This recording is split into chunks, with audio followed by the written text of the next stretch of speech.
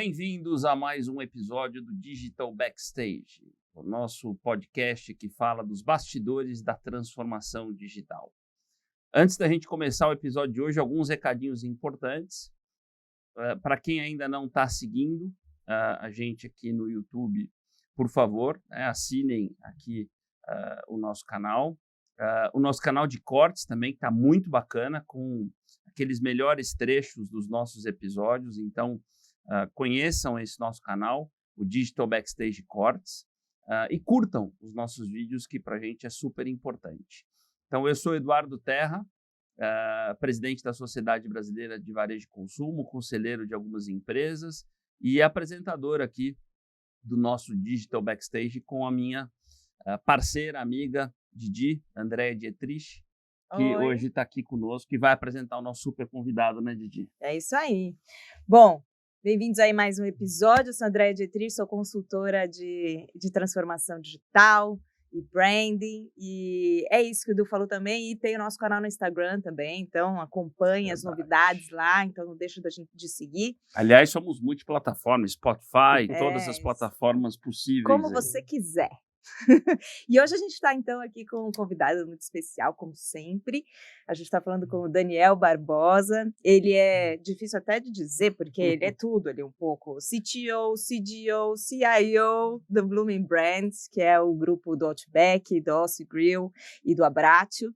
Bem-vindo, Dani. Legal, muito legal estar com vocês. Super oportunidade. Muito bom. Obrigada. A gente sempre começa querendo conhecer um pouco mais de quem é esse nosso convidado. Então, conta um pouquinho da sua trajetória e depois a gente entra aqui no processo de transformação aí das marcas do grupo. Tá bom, legal. E é bom que eu estou assistindo todos os podcasts de vocês. Tem um traço em comum, é que ninguém forma numa coisa e continua nela, né? Então, também eu brinco, eu sou um engenheiro não praticante, né? Então, eu fiz toda a minha carreira, grande parte da minha carreira na Unilever, né? Todas as caixas de supply chain, fora do Brasil, dentro do Brasil, experiência muito legal. E depois de 14 anos, você começa aquelas curvas de, e aí, o que eu faço agora? Né?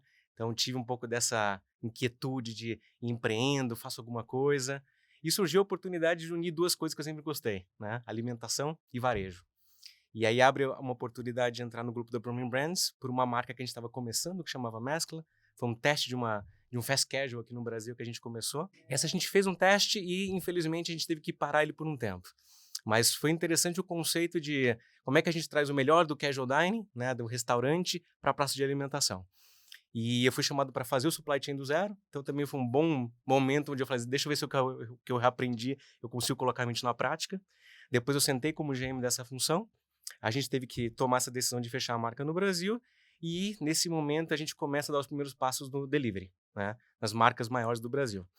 E aí a gente cria uma célula de business development, né, de desenvolvimento de novos negócios, e começa a olhar para essa vertente. Entra a pandemia, a gente vai falar um pouco sobre isso, e aí acho que em algum momento a gente também começa a olhar para a carreira e fala, poxa, se eu quiser continuar ascendendo, o que está faltando?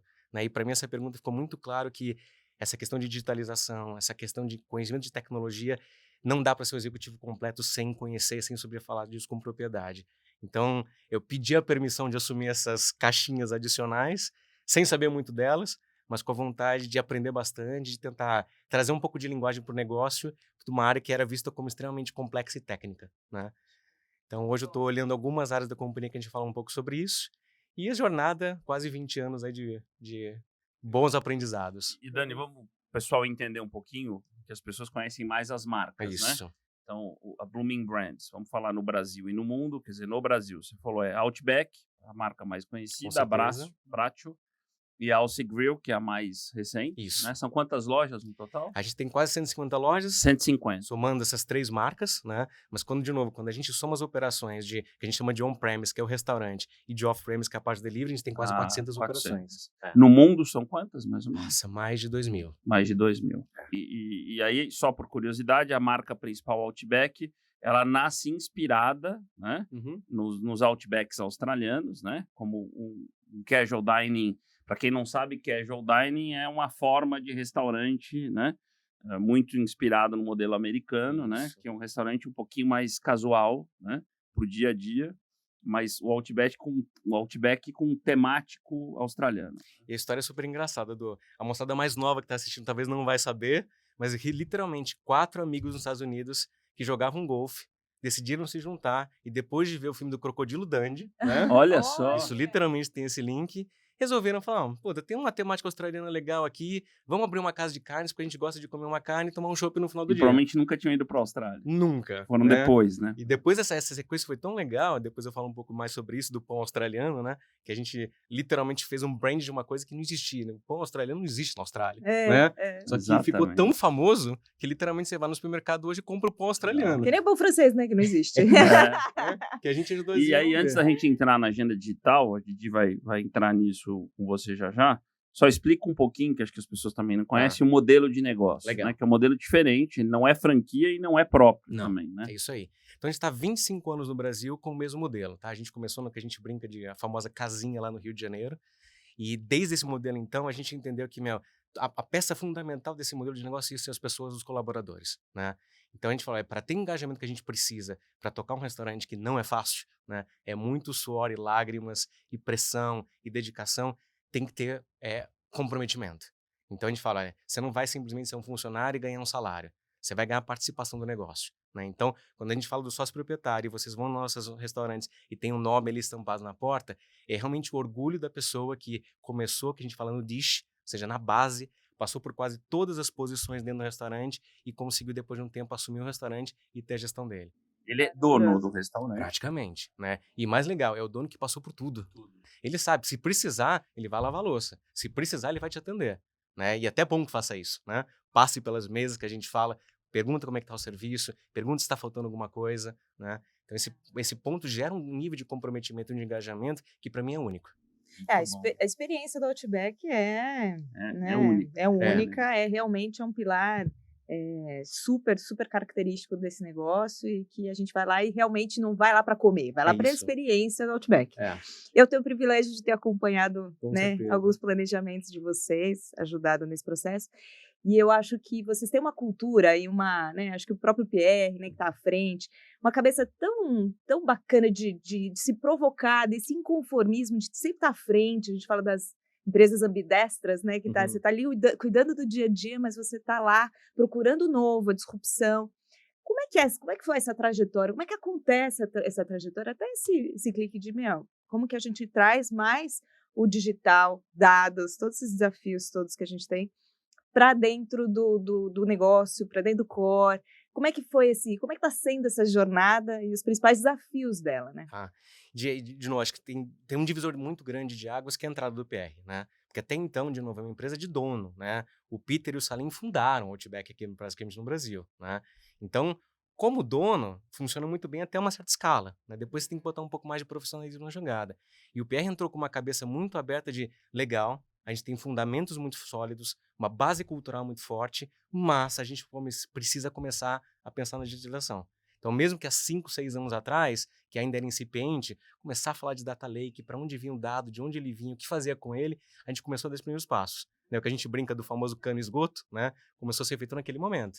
Né? Então, vamos arrumar a casa, vamos estruturar os dados e vamos trocar os canos, né? Literalmente, né? Aquela parte que ninguém gosta de fazer, não gera benefício nenhum, mas se você não faz direito no começo, depois você não consegue colher os frutos no final. Então, acho que a entrada do PR foi um ponto importante para a gente começar a dar esse marco. E a evolução, claro, a pandemia entra, acelera o processo, uma velocidade que a gente não estava preparando, porque aquele momento foi decisório na companhia. Né? Se a gente não fizesse alguma coisa muito rápido, a gente fechou as portas, né? De todos os restaurantes. Você tinha 12 mil famílias dependendo da gente, a gente fala, e agora? O que a gente faz? 12 mil funcionários. 12 mil funcionários. Então, o delivery para a gente ainda era uma fração de 1 ou 2% da venda total. Pré-pandemia. Né? Pré-pandemia. Hoje já está em 20%, né? Isso aí. Né? Então, a gente tinha um plano lindo e estruturado de implementação, tudo batidinho, certinho.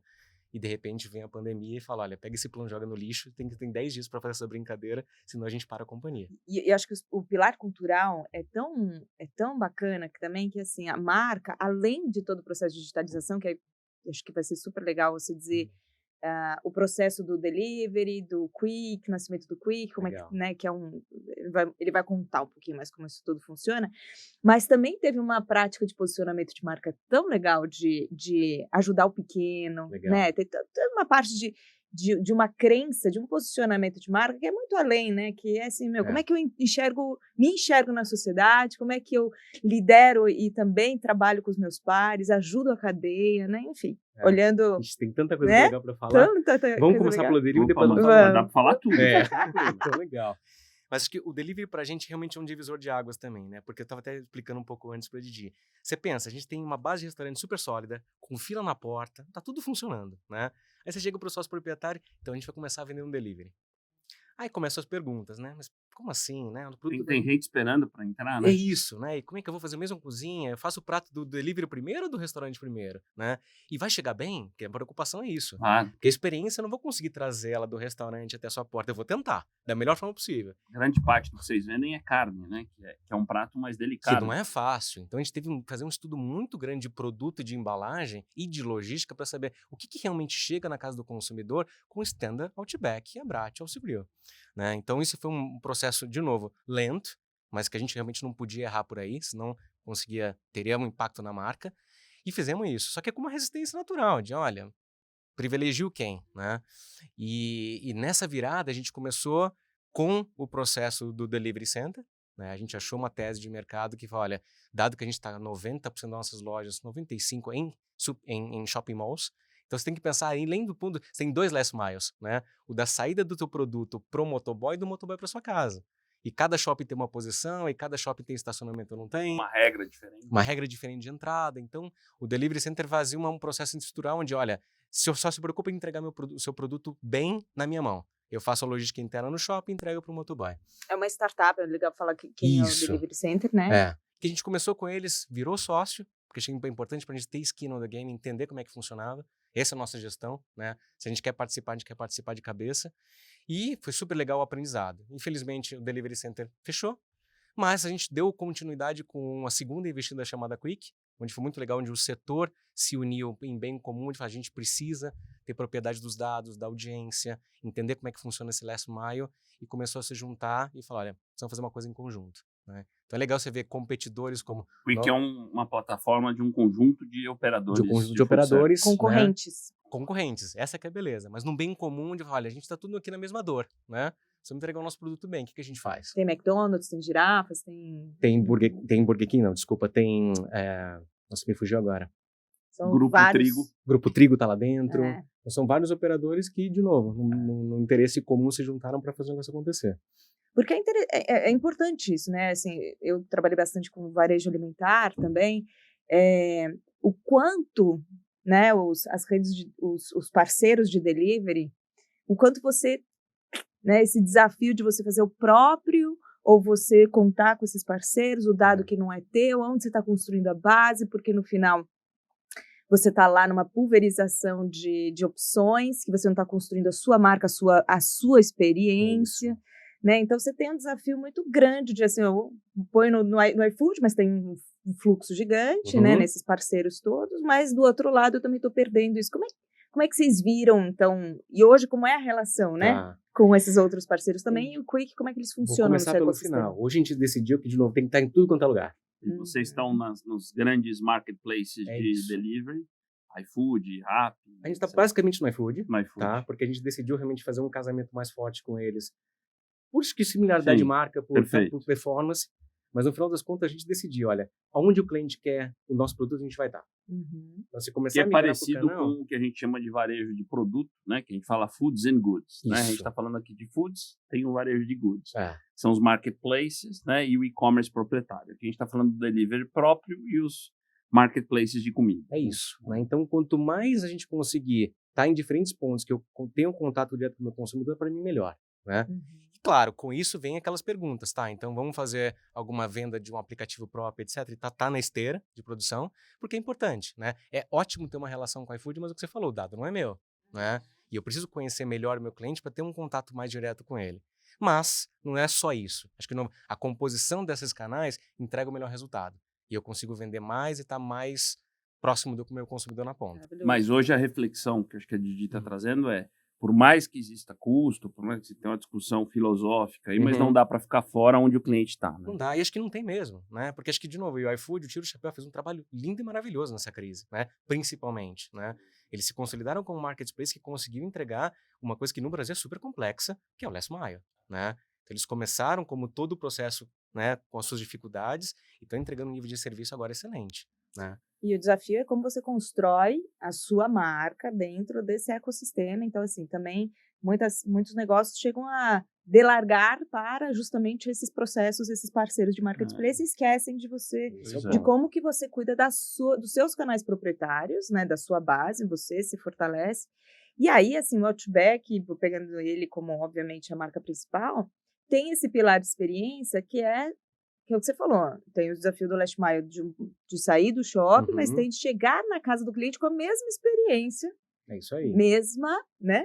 Mas O mais próximo o mais possível. próximo possível do que você recebe no restaurante.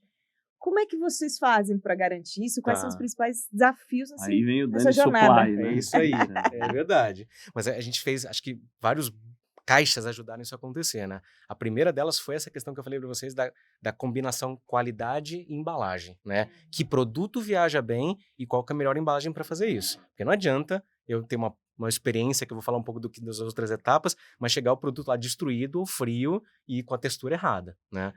Então, e a gente se preocupou muito com a parte ambiental também. Você vê que se vocês pedirem Outback hoje, eu vou falar que 90% do que está lá dentro é papel, é reciclagem, né? Porque a gente sabe o volume que a gente gera de quase 100 mil pedidos por mês. Se eu não pensar na cadeia como um todo, eu estou errando, né? Então, a gente fez esses 2 blocos para oferecer o melhor produto, a melhor experiência na ponta.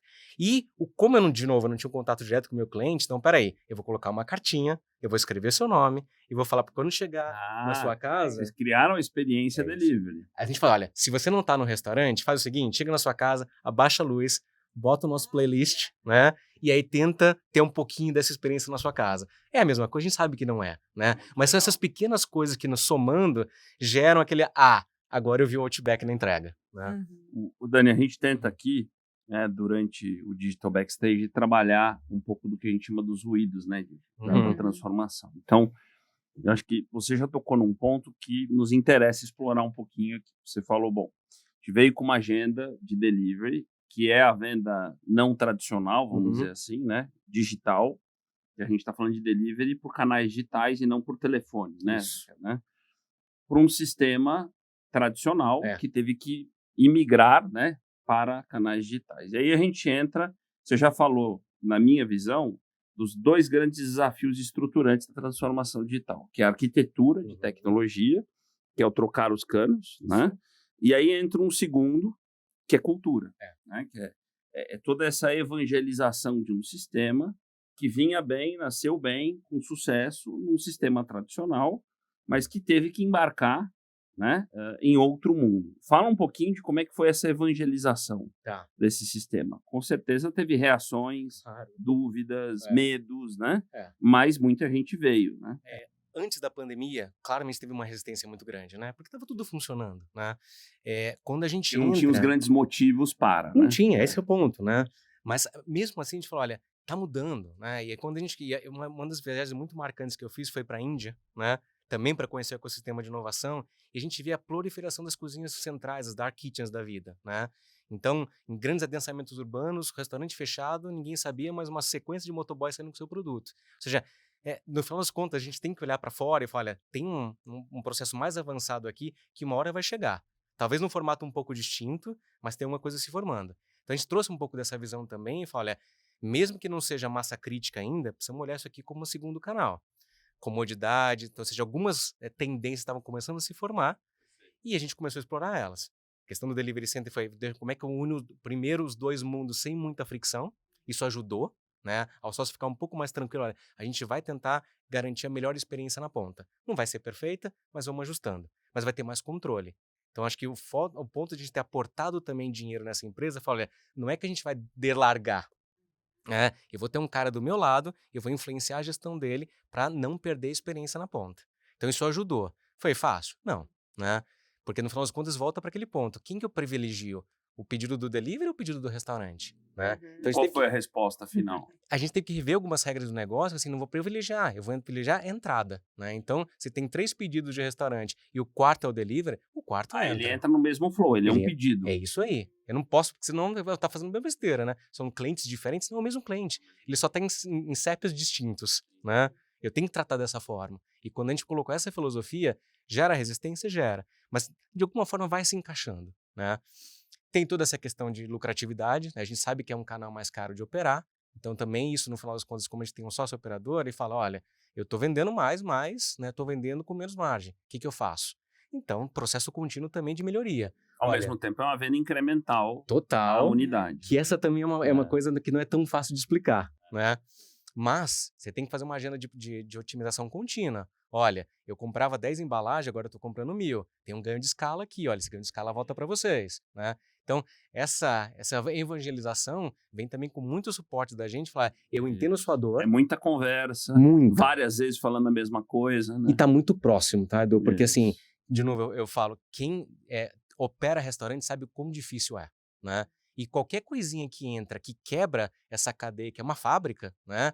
Gera ruído, né? Então a gente tem que estar lá, entendi, qual que é a sua dor? O sininho que toca do pedido tá muito baixo. Bota um alto-falante aqui para você escutar que o negócio tá entrando, para você não perder o pedido, né? Então, estar na ponta, escutar as dores e corrigir muito rápido, ajudou a gente também a unir um pouco desses mundos. E vocês não operam com dark kitchens separadas? São no A gente fez um teste, tá? Que por enquanto foi legal pra gente aprender, mas a gente voltou atrás.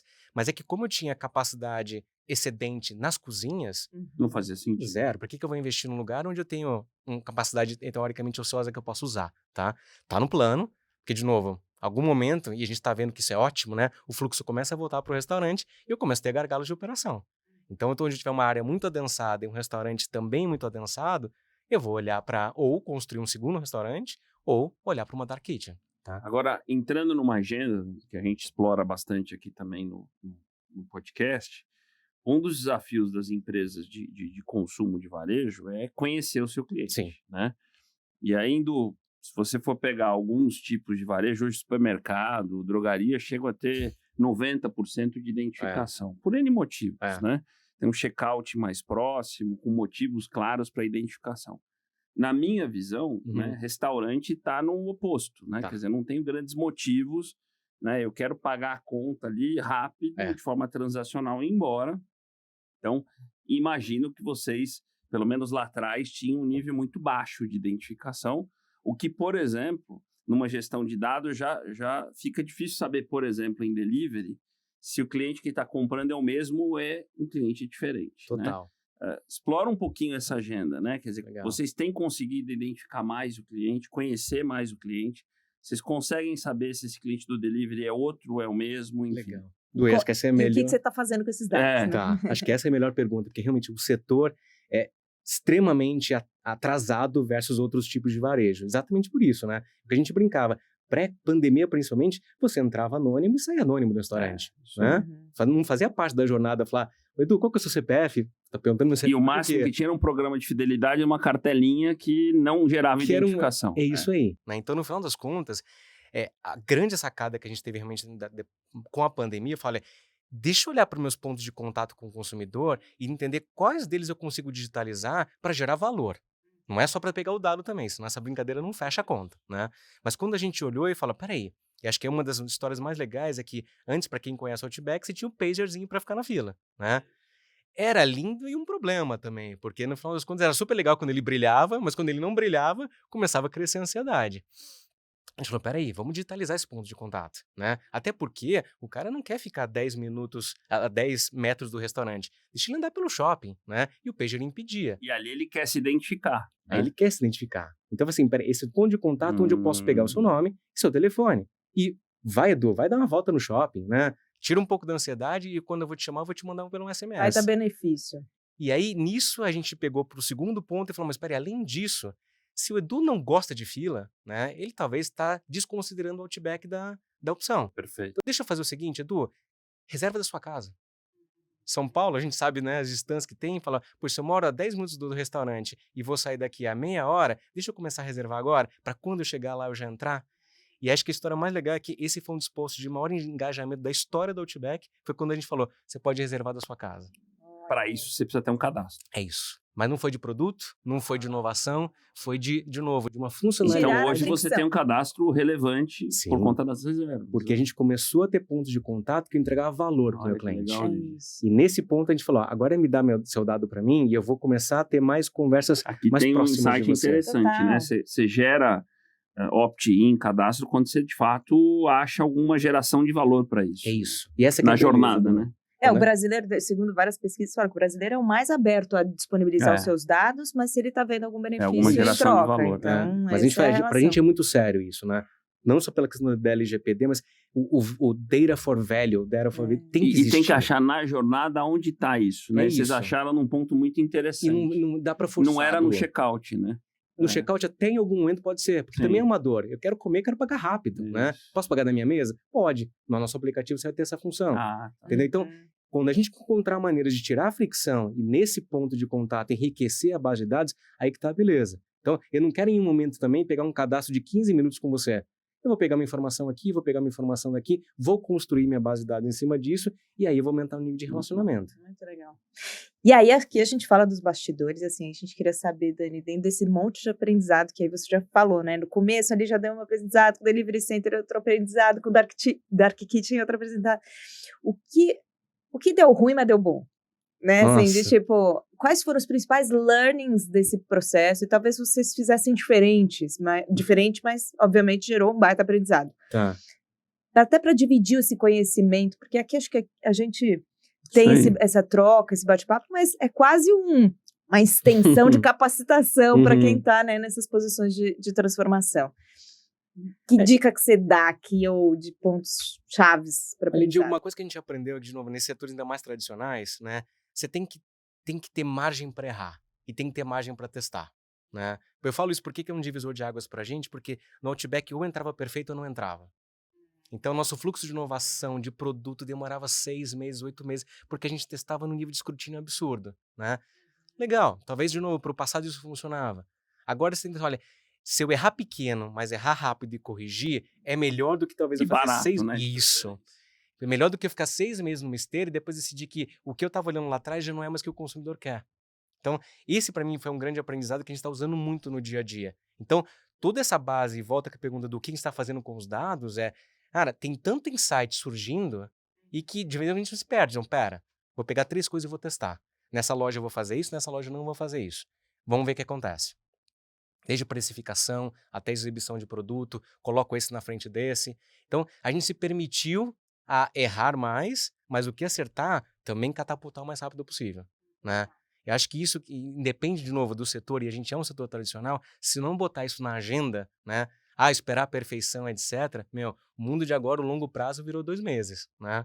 Então, o curtíssimo prazo é amanhã.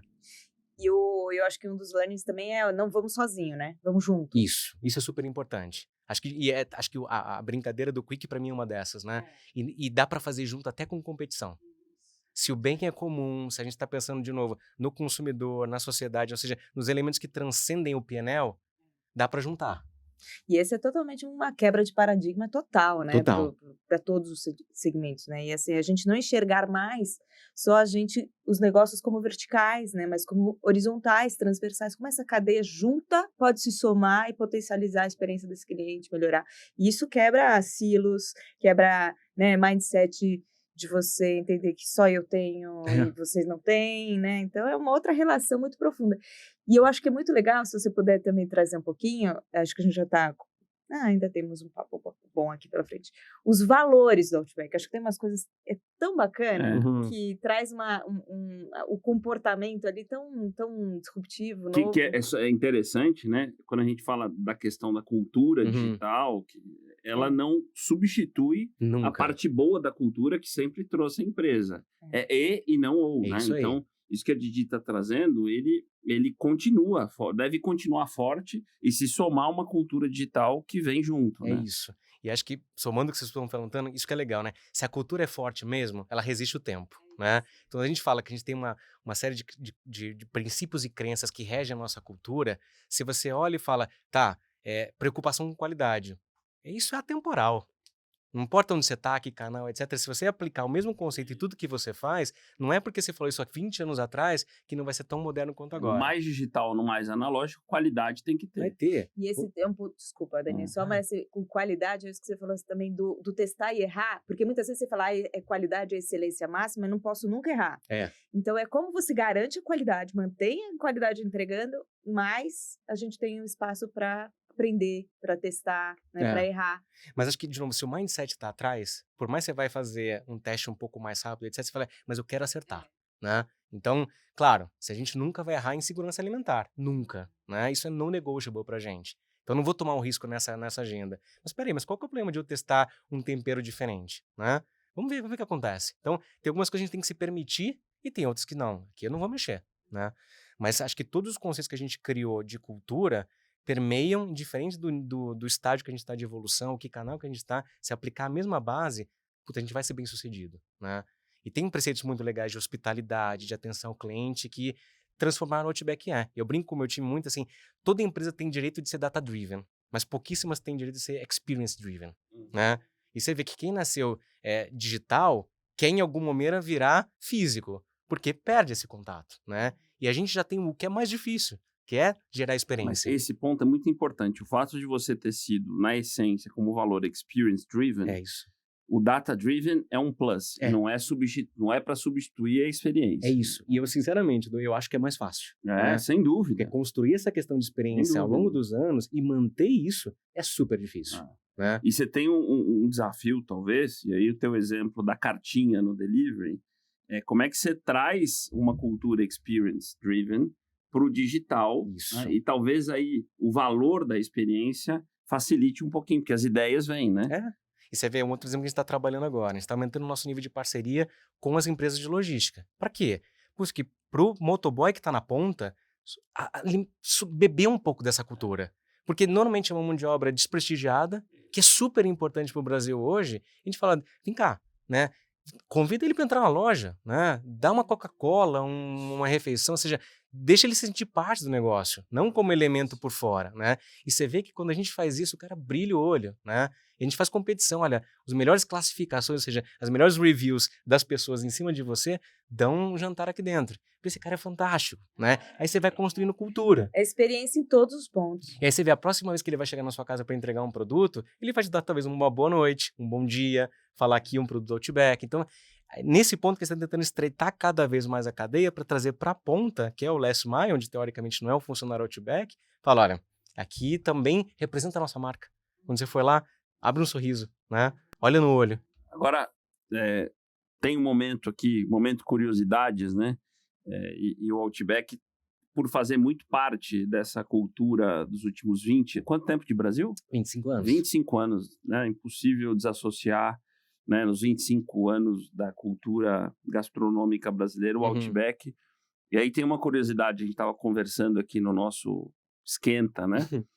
E eu estava confirmando com você, para quem não sabe, o Outback é uma empresa global, não sei se quantos países ele está, mas deve ser alguns países. Estados né? Unidos, Brasil, China, Coreia são os maiores. Mas ainda hoje, as lojas mais importantes estão no Brasil, né? A loja número 1 em vendas é no Brasil, é isso? No Brasil e no Center Norte. Pois é, Shopping Center Norte. Isso aí. É um shopping que eu tenho orgulho de fazer parte do Comitê de Estratégia e Inovação já há 7 anos. E a loja número 1 em vendas é do Shopping Center Norte. Isso aí. Olha só. Que legal. A gente construiu, de novo, acho que uma marca... E provavelmente tem outras entre as top 10, né? Várias. Ainda mais quando a gente somou os canais, né? Então o Center Norte é bom, mas o delivery não tanto porque ele está mais afastado de áreas adensadas, né? Agora você pega um Vila Olímpia, por exemplo, você está ali no centro de São Paulo, com uma série de prédios em torno, então a base inteira aumentou. Então a gente sai da crise mais fortalecido, inclusive com vendas, né?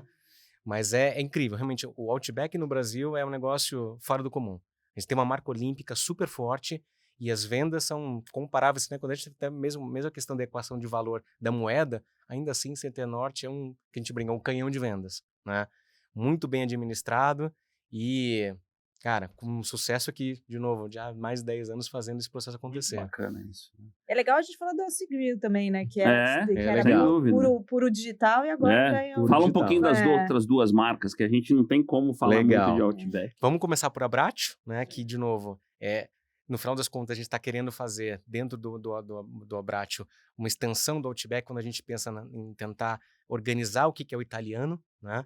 Então, a gente está com 13 restaurantes agora também, focado mais nesse conceito desse lifestyle italiano, mas também com essa questão de trazer hospitalidade, ou seja, os bons preços que a gente aprendeu para o Outback, traz para cá. Então, você senta no Abbraccio hoje, você tem um pãozinho, um molho com ervas, né? Então, trazer o que a gente aprendeu aqui para essa parte do italiano que tem boas experiências, principalmente em São Paulo, mas não tem redes, né? Então, esse é um pouco do preceito. E o Segredo é um case super legal, porque realmente a gente nasceu na crise, né? Ou seja, no meio da pandemia, a gente tomou o risco de colocar mais uma marca para dentro e fazer ela 100% virtual, baseada em proteína de frango, né? Com uma carga muito mais jovem, acho que muito mais, né, descolada para o público gamer, né? Para essa moçada que está começando a entender que a comodidade do delivery como principal ponto. E a gente literalmente decolou. A gente saiu de 0 a 80 operações em semanas. Né? 80? Para fazer todas as lojas que fazem Outback hoje, conseguir produzir o portfólio. Delivery do Wall Grill. Isso aí, né? Então a gente tomou um patamar muito interessante, né? Maior que muitas redes que já estavam consolidadas em cima da proteína do frango. E aí a gente falou, bom, agora está na hora de testar o físico, né? Então algumas semanas atrás a gente abriu a primeira loja no Eldorado. Vale muito a pena conhecer. Olha só, a loja Shopping Eldorado. Linda e maravilhosa, é toda instagramável. A gente traz conceitos da Austrália, mas traz conceitos dessa questão mais jovem. A loja é totalmente diferente, de arquibancada, a maneira como você senta, muito legal. E acabou de abrir a segunda loja no Rio de Janeiro. É um teste, né? Vamos ver como é que a gente consegue entender como é que esse público conecta com a marca no mundo físico. Mas é uma pegada, de novo, de tentativa e ver como é que esse negócio amplia. É uma revisão completa do papel dos canais, né? Como você enxerga, você estava otimizando, inclusive, o Outback para criar um outro negócio junto, integrado, que aí testou e agora vai para um outro ambiente. Reorganização total dos seus ativos, né? O mundo digital nos permite isso, né? Esses são os ativos que eu tenho na mão, como é que eu posso combiná-los para potencializar o meu negócio? Marca, cultura, gente engajada, né? Somada a canais digitais, dá um bom caldo aí, né? Isso aí. E abre outras coisas, né? Quando a gente pensa de novo nas camadas de inovação, né?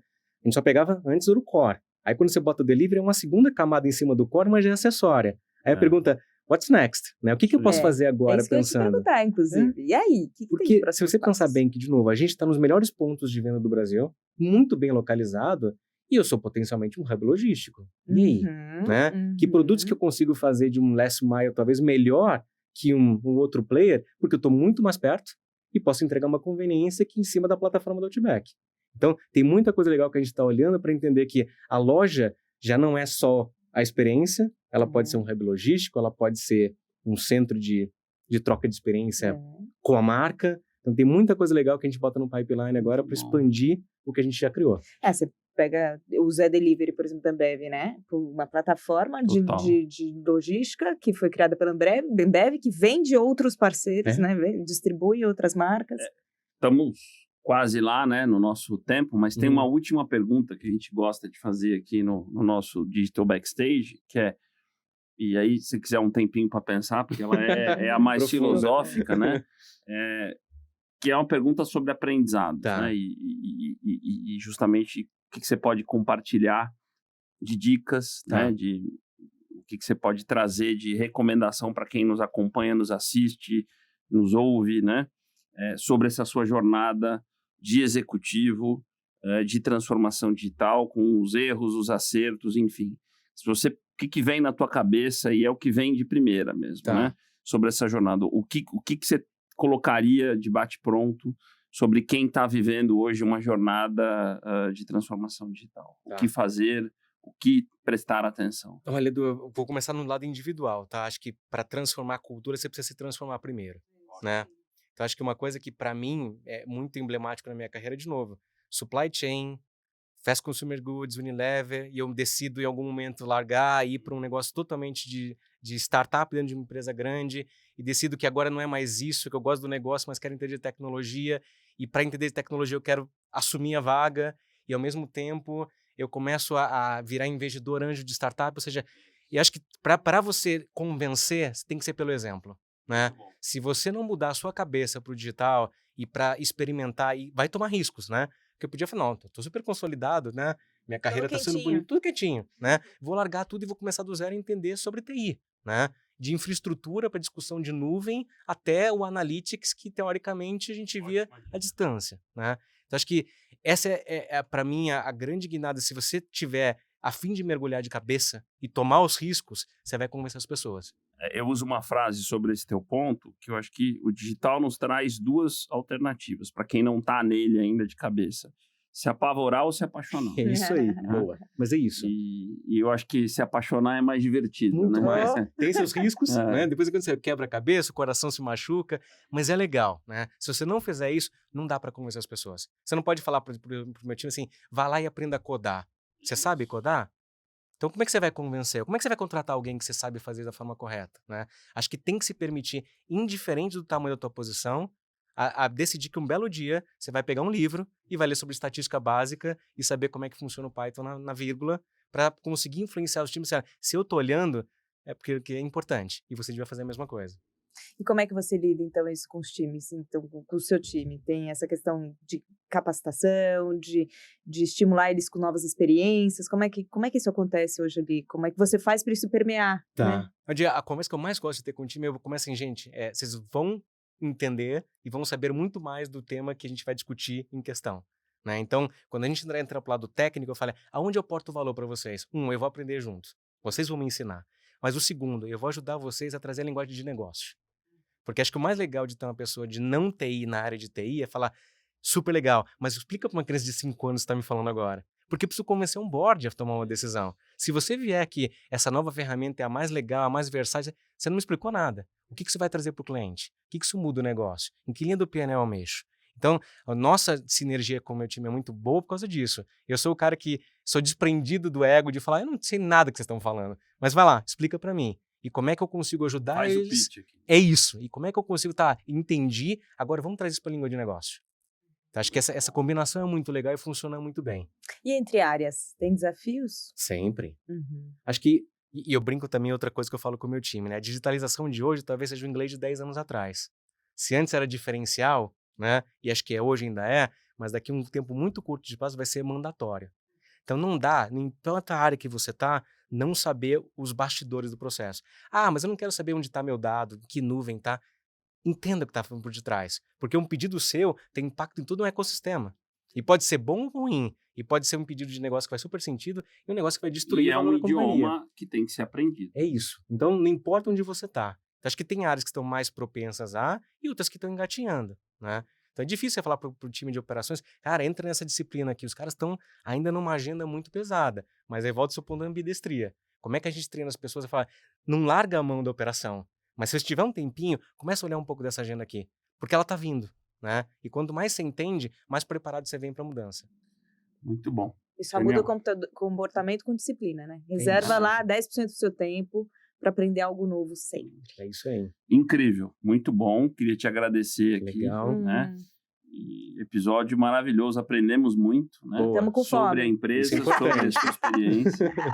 E muito bom. Legal. Obrigada, Dani. Obrigado a vocês fantástico. Pela oportunidade. Vamos se encontrar no restaurante nosso. Sem dúvida. Legal. Obrigado. Obrigada, gente. Até a próxima. Até a próxima. Até mais um episódio do nosso Digital Backstage. Inscreva-se.